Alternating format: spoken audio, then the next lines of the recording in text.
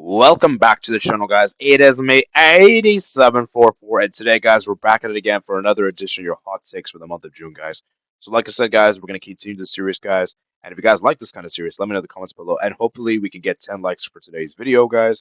As you know, 10 is like the magic number for me to do these kind of posts. So, if we can get 10 posts and 10 posts every month, we'll continue to do this. So, let's start with the first hot take we got here from Sebastian, aka 1891 says, Vidal is better than Modric. Where is Modric continental trophy? Vidal has two with national team, while Modric has zero.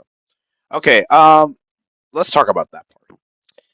Now, for me, you guys know I don't like to use trophies. I don't like to use trophies to compare which player is better because oftentimes it's very unfair. For example, are we really going to say Mustafi is an amazing player just because he won a World Cup? And let's be real, he wasn't really that big part of the national team. And I think people need to realize context is very important. Now, don't get me wrong, what Vidal has done for Chile has been phenomenal. And if you're comparing their international career, I'd probably agree with you that Vidal's had a better international career than Luka Modric. But as an overall player, no, I think Luka Modric is clear. I mean, there's a reason why this guy's been one of the best midfielders for so many years in a row, longevity wise and consistency. Vidal, on the other hand, his club career doesn't match Modric whatsoever, right? And when we talk about best midfielders in the world, we don't really talk about Vidal at all, the best midfielders of the year. We always talk about Luka Modric. Luka Modric has been a player that's been really consistently talked about, especially post 2018. And I think 2018 World Cup definitely really elevated his case. And even before 2018, I think it was still great, with the assist to Ramos in 2014. Then obviously you had the 2017 and everything like that. So he's been consistently been there. It's just he hasn't got that appreciation or recognition, I would say, post World Cup. I think post World Cup is where 2018 is where people started to really appreciate him. So for me, as an overall player, no, I think Luka Modric is clear. Vidal, like I said, you can make the argument he's had a better international career, which I'll probably agree with. But to say overall he's a better player, no, I don't agree with that whatsoever. Alvaskin is the top 15 league, but it doesn't get enough people from other world who watch it. Well, the truth is, when it comes to European leagues, guys, let's keep it a stack. Most people only really watch the top four leagues. Every other league besides the top four isn't really watched at all. Like, let's be real. So, is it a top 15 league of the world? Mm, potentially. But at the same time, though, what is your criteria? What's your parameters? Because for me, when I'm looking at the league, with the number one thing that matters the most to me is competitiveness. Is our league competitive? Do you get different winners every season? Do you get because if you get the same team winning again and again, that's not competitive enough. And for me, that's what makes it bad. And for me, I don't really care about quality that much. I think competitiveness far matters more than quality. So when you look at Al's skin, does the league have the same winners time and time again? If it does, then no, it's not a top 15 league of the world. But if it doesn't, then you can make an argument. So now that one I might actually agree with. To be fair, although to be fair, that's a difficult one to say because I don't really know the top 15 at the top of my head. I'll have to go through, and I don't want to waste. I don't want to ramble on too long, but you can make arguments. So yeah, first one, no, I don't agree with, but second one, potentially, I might agree with. Next up, we got here from English View on Porto says, I'd rather win the Club World Cup than the Champions League next time Porto qualify. For me, I personally disagree. I personally disagree. It doesn't matter how the Champions League is nowadays. The Champions League will always be the Champions League, right? And the Champions League is the best club competition in the world for a reason. Now, don't get me wrong, Club World Cup is huge, and I do think Club World Cup is huge, massive, especially if you're a non-European team. Now, if you, let's say you were saying this from a perspective of like I don't know, like a Flamengo fan or a Palmeiras fan or something like that, then I'll completely understand your argument because at the end of the day, you can't win the UEFA Champions League, you just can't. And let's be real, you're not going to get that global recognition unless you win the Club World Cup. But in the day, the Champions League is the Champions League. And Club World Cup, that also got changed as well. And for me, the Club World Cup is just not as prestigious as the Champions League. And it will never be. It will never be. It will never be. And so, for me, I can understand where you're coming from and the new format in the sense that maybe the new Champions League format is just not as interesting as it was before. And, with the league phase and everything like that, and where you can essentially finish in 15th place and still win the Champions League, as we just saw PSG just did. But the point I'm trying to make here is that the Champions League is the Champions League still. It doesn't matter how the Champions League teams are there. It doesn't matter everything like that. The Champions League will always be the Champions League. Club World Cup, on the other hand, it's not going to be as big. And let's be real, a lot of the big teams this summer are not going to send their best rosters to Club World Cup. Don't be surprised. A lot of them are going to send their A minus or B plus. So for me, I strongly disagree with this one. But hey, if that's your opinion, that's your opinion. So that's what you believe.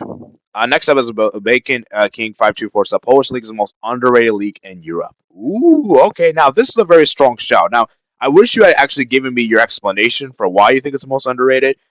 Now, is it the most underrated? Now that I'm not sure, but it is pretty underrated because we saw how good the Polish league is. Like, guys, we saw a Polish team made the quarterfinals of the Conference League, and I think it was like I think there was a Polish team. I think it was like a third division or a second division team that made the European competition. I believe you guys can fact check me in the comments below if I'm wrong with this, but I believe there was like a third division team that made a European competition from Poland, which is absolutely outstanding from Poland. So I do think the league is underrated, but is it the most underrated? That I'm not sure of. I probably wouldn't say it's the most underrated. I would say the most underrated is probably Greece. If I had to make, I'll say I think Greece is probably the most underrated. But you can make argument that Polish league is also pretty good as well. And yeah, shout out to Poland as well, man, for that. Next up from EP7 Games 253, the season of football 24-25 was actually a very good season, underrated. I don't know if it's really underrated. I think a lot of people really did enjoy the season. I think the season's been one of the best seasons we've had in quite some time. We've had so many teams end their trophy droughts. You know, you got Tottenham ending their trophy drought, Bologna, Newcastle, go ahead Eagles, PSG win their first Champions League. A lot of shocks happened this season, you know, and I think this season was a very interesting season where a lot of unexpected events happened this season. Spurs winning a trophy, Bayern Kane winning a trophy, um, Real Madrid not winning a trophy of the three, which is crazy. So I feel like this season will be a season that people are going to look back and remember for years to come. But I don't know if it's really underrated and like underrated in that sense. So I'm not really sure it's a hot take, but I do agree with that this season was a very good season, and I will remember this season for years to come. Next up is from Setball 11-1 says UEFA should have given three more additional berths with the World Cup expansion. Now remember, guys, UEFA initially had 13 for the old format with 32 teams. Now it's 16 with 48. I actually did some math before doing this video, and if you did the calculations, 13 over 32 is roughly around 40%. And if you did 19 over 48, that's roughly around 40% as well. So, and let's be real, guys. UEFA is the best confederation in terms of the world. UEFA has the best, highest ranked teams for a reason. For me, when you go from 13 to 19, that is a big gap, a big jump. So for me, I'm okay with 16. I think 16 is fine because at the end of the day, guys, you don't want to have the gap be too big from the previous, right? And remember, most other confederations have around three more teams that's been added on. So why should UEFA have six? So I can understand for the quality aspect that maybe the UEFA teams more UEFA teams will make it more quality and probably get better competition, you know, than your Asia, your Africa, North America, South America, which is probably true to some extent. But at the end of the day, you're already getting three more additional spots anyway. So, you know, I think six is a bit much. So, um, do I agree with this? Probably not. I probably don't agree with this, but I could see where you're coming from, Seb Ball, and that in the sense that you know, as we said, UEFA is the the highest quality and the strongest confederation, so it makes sense why they have the most spots. But at the end of the day, we got to figure out what's the right balance. So, you know, and I feel like 16 is good. I feel like 19 would be kind of a weird number to give, and you know, that's almost like that's that's like 40%, man. So, like, you know, I don't know. I feel like 16 is fine for as it is. I think 16 is fine. So, and I think there's like 55 European nations. So, yeah, I think 16 is fine. Next up, Prime Barca 7811 says PSG only won UCL because the competition isn't as high. Many teams run at their best, and we have to keep in mind PSG can only try more in UCL than teams like Barca, Real Madrid, Arsenal, or others because they actually have to worry about their league more other competition as well.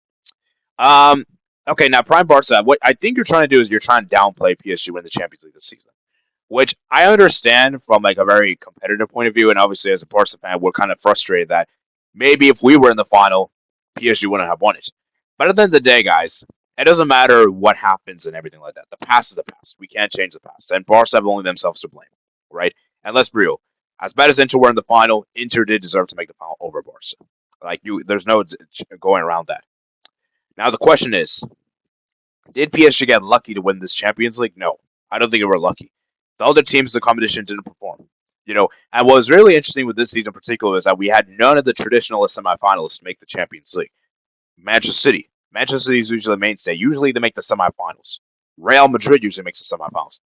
Liverpool usually makes the semifinals. So these are the three teams. So, oh, sorry, Bayern Munich, yeah, Bayern Munich. So Man City, Real Madrid, Bayern. These are the three teams that usually make the semifinals, and usually two of these three teams make the semifinals. This was like I think the first season in a very long time that none of the three made the semis, which is very uncharacteristic. So, and here's the thing with PSG. We all know that their league is like they own the league. So they could practically send their B team and still win the league and stuff like that. And they almost went undefeated, as we know. So for me, I think for PSG, I still think them winning the Champions League last season was commendable. And regardless whether you like them or not, you have to give them a ton of props because nobody expected PSG to win the champion. Most people didn't expect PSG to win the Champions League post Mbappe in the first season. So I do agree that you can make an argument that PSG kind of got lucky in some sense that the competition wasn't as high. But at the end of the day, you can't really blame PSG for that. That's not their fault. That's the other team's fault. And this is the thing I hate when people say is that why should we reward these teams? Well, at the end of the day, it's their fault. The other team's fault. Like if PSG weren't that great, then how come PSG won it? PSG should not have won it then if they weren't that great. So we'll see if PSG can actually make a dynasty in the Champions League. I still believe that they're not going to do back to back. I'm going to say this right now: they're not doing back to back for sure. And I do feel like next season we're going to see a stronger level competition from Manchester City, Real Madrid, and Bayern, especially, and potentially even Liverpool as well. But to say that PSG got lucky to win the Champions League this season is absolutely delusional, absolutely stupid. They deserve it, and they were the best team in the competition. And I do feel like there's a reason why they won it. So, yeah.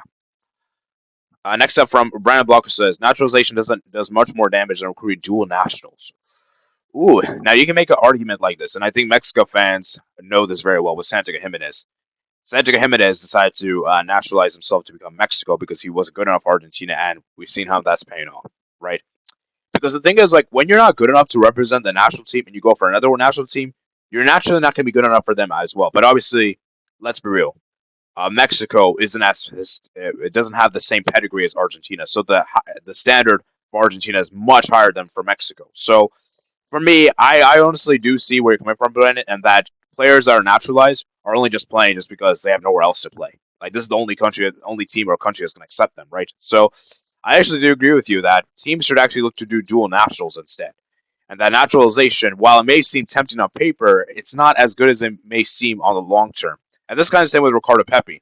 Like Ricardo Pepi was great for us in the short term, but long term wise, has he really been that great for the United States? Like if we're keeping it real, guys, if we're keeping it real, and remember this guy could have represented Mexico. So yeah, I feel like for me, man, I do agree that dual nationals is better than naturalization. Oh, we got a big one here, so bear with me here, guys. Please read this comment. So, Sevenster7418 says, my hot take, Hakimi deserves the Ballon d'Or. What more can a defender possibly do? 10 goals, 14 assists for PSG, most open play chance creating the UEFA Champions League, most possessions won the competition, best average super score rating in Ligue 1, game-changing moments, goal in the Champions League quarterfinals, goal in the semifinals, goal in the final, goal in the Coupe de France final, Champions League winner, Ligue 1 champion, Coupe de France winner, Trophée des Champions winner, best African player Ligue 1, UNFF Team of the Season, 2 men of the match in UCL knockout rounds, Olympic bronze medal with Morocco. Okay, so here's the thing, guys. Here's the thing. Let's keep it a stack. We know how the Ballon d'Or works. The Ballon d'Or is a award that is specifically geared for forwards. Now, I know people are going to tell me, oh, look, last year Rodri won it. He was a midfielder. Yeah, but I think I was like a once in a while. Typically, the Ballon d'Or goes to forwards. Do I agree with that? Not necessarily. In my opinion, I feel like the best way to do this is have a best player for each position. Because I feel like it's really unfair for forwards to compete with defenders and midfielders and goalkeepers. I feel like it's very unfair because their positions are so different, right? So, do I think Hakimi's been one of the best players this season? Yes, he's done incredible, and all the stuff you mentioned here have been incredible. But at the end of the day, guys, at the end of the day, what people don't realize as a defender, what's so important with defender is not the goals you score. It's not about the trophies you win. It's about your actually defending ability. And for me, that's the most key important thing. Because statistically, I think he's been fantastic. And I do think Hakimi's been a very good right back. He's been phenomenal with his attack playmaking ability. Defensively, is he that great? I'm not so sure. You know, so I do feel like he has been phenomenal for PSG. Let's be real. But to say that he's going to win the Ballon d'Or, I don't see it. I just don't see it because, like I said, he's not a forward. And let's be real. If there's any PSG player that has the strongest chance to win the Ballon d'Or, it's Ousmane Dembele. He has the strongest argument. He's French. He's a forward as well. the redemption story from leaving Barcelona as an outcast to now be one of the best players in the world is just a perfect story. And he has the highest, and people would probably say he's PSG's best player. So for me, if there's one from PSG that should win the Ballon d'Or, it's probably Dembele. So would I like to see Hakimi win it? Absolutely, I would love to see Hakimi win it. In fact, I'd rather see Hakimi win it than Dembele. You guys know, as a Barca fan, my distaste for Dembele, which I'm not going to get into in this video. But let's be real. The reality is Hakimi's not going to win the Ballon d'Or, and Dembele, if there's any French player that's going to, is any PSG player that's going to win it, it'll probably be Dembele. So, but yeah, Hakimi should finish high in the podium. Like, he should at least be in the top 10. But we all know how these awards going to be like. Watch him not be in the top 10, which would be disgrace. But he should be one of the best defenders. You should get at least the right back position and be in the team of the season. I think I don't know how I forgot the other award stuff, but yeah. Anyways, next up we got from Matt's Attack 9 says Jordan Pickford is equal to Emiliano Martinez in penalty save. The only reason why many other people won't agree is because Pickford is on the same PR as Martinez. Now, I don't actually think that's the reason why. It's because Emi Martinez hasn't lost a penalty shootout, whereas Pickford has. Okay, remember the Euro final, 2020, right? And is there any other finals where he's lost on pens? I think that's the only one that I can remember. And let's be real, Emi Martinez is amazing when it comes to shot stopping, when penalty saving, and the antics he pulls off, the way he confuses his opponents and makes them worried is what's incredible. Jordan Pickford doesn't do the same as Emi Martinez. Now, would I think? Do I think Jordan Pickford is a great penalty shot stopper? Absolutely. I think he's probably one of the best in the world. But is he the outright best in the world? No. I think Emi Martinez is still the best. In fact, I would even actually no. I'd say Donnarumma. I think Donnarumma is actually better than Pickford. So I'd say Pickford's probably third. Donnarumma's probably second, and I'll say Emi Martinez because the thing that people need to realize is that what's your record in penalty shootouts, right? And I believe you guys can correct me in the comments below if I'm wrong with this. Emi Martinez and I believe Donnarumma have never ever lost a penalty shootout ever in their careers. Whereas obviously with Pickford, we know he lost the 2020 Euro final. And I think he might have lost the Nations League game. It was a third place game, maybe against Switzerland, I think, a few years ago. So for me, I do think Jordan Pickford is a great pen shot stopper, don't get me wrong, but I don't think he's as good as Emi Martinez and Donnarumma.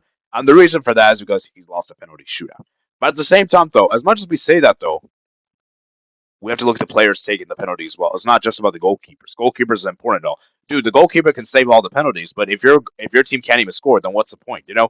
So obviously the team also matters too.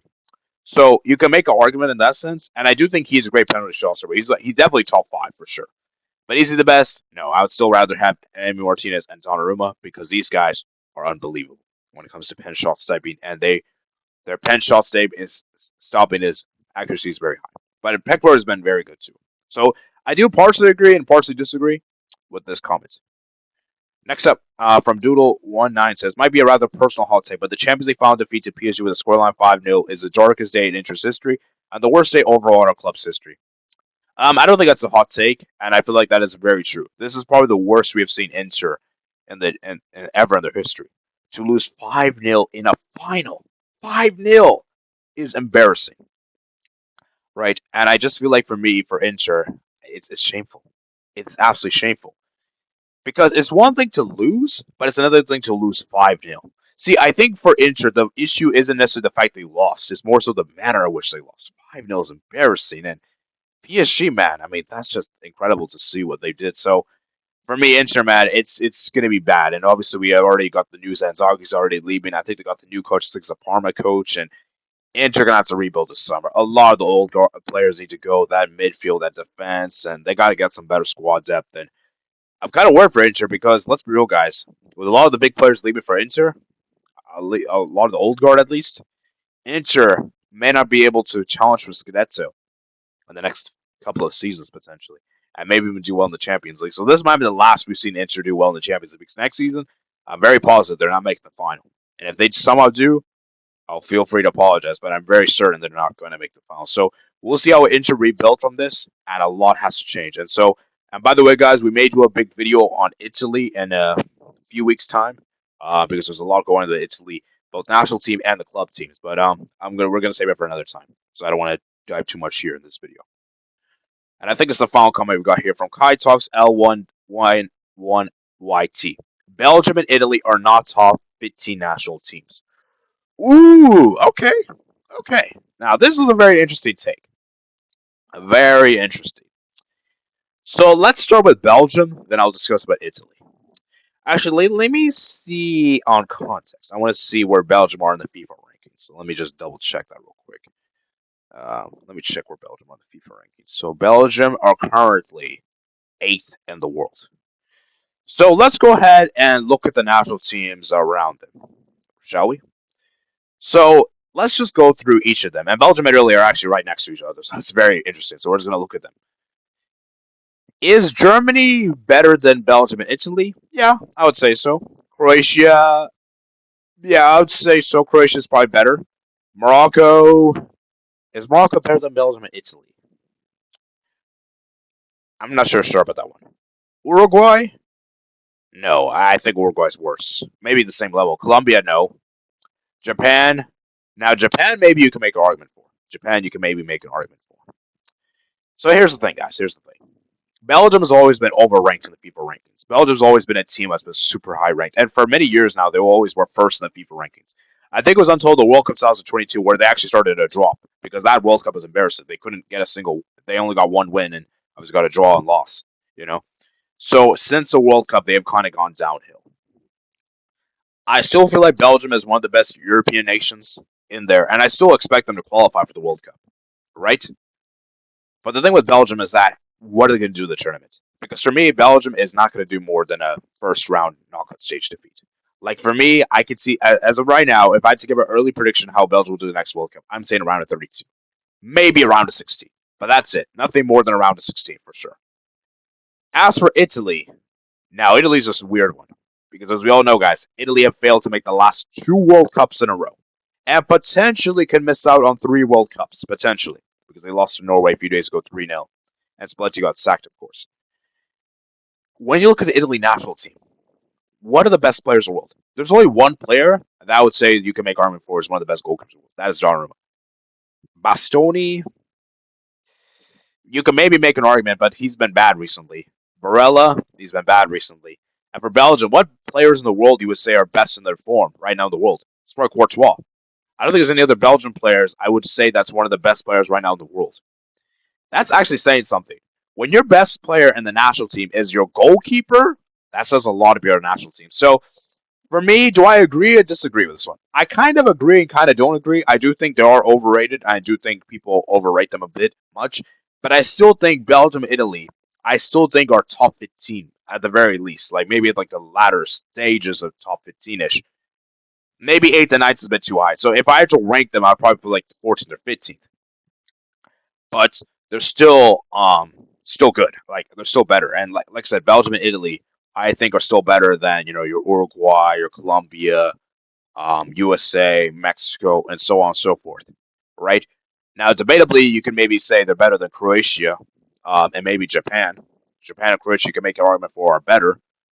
But yeah, I don't know, man. That's a good one. It's a good one. So I hope you guys did enjoy this hot takes one. This was great fun, guys. This was a long video. It's just about 23 minutes. Jeez. So if you guys stood all the way here, I appreciate you guys. And we'll guys like and subscribe. And I'll see you guys for the July edition.